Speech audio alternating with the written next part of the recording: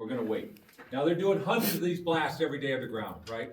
But our job is to make our blast safe with nobody walking in, all right? We can't have somebody come through here. They're everywhere going off. Biggest thing you guys do is the loyalty to each other to keep each other safe as they can. As we're waiting, we're gonna have our mouth open we're gonna count our head. Once it gets towards about 5 minutes, we're gonna open our mouth because they're gonna start blowing.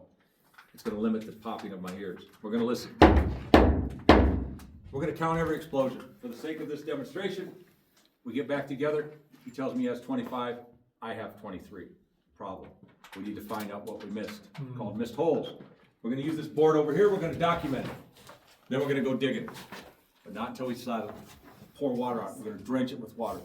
Once it's drenched, then we can start looking again. We're gonna find that dynamite. We cannot let the next crew come in to an unfinished blast face, and that's part of it, making sure it's safe as it can be for when they come in.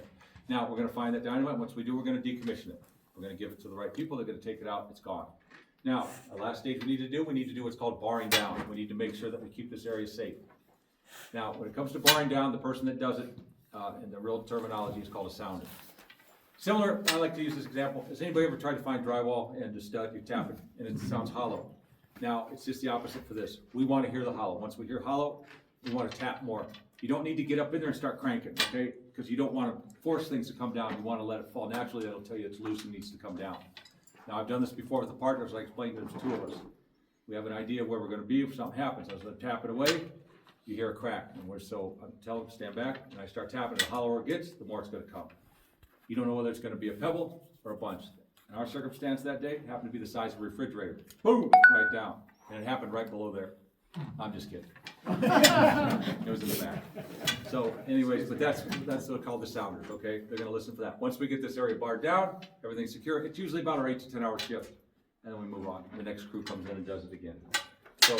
Any questions about how we're blowing through these crosscuts? Did you ever have any faulty fuses? They did. Very rare. Like I said, most of this stuff was used so repetitive, it was also new, it wasn't sitting. Very rarely did they have very, very rarely, and I've talked to these guys, did they have even a missed fire. I mean, this dynamite came from Apache Dynamite, which is outside of Benson. Dynamite does go old, believe it or not. You still don't want to test it, but it does go old. It does expire. You still don't want to say, oh, it's no good, and light it and stand around it. But yeah, they did. Once in a blue moon, they did. They sure did.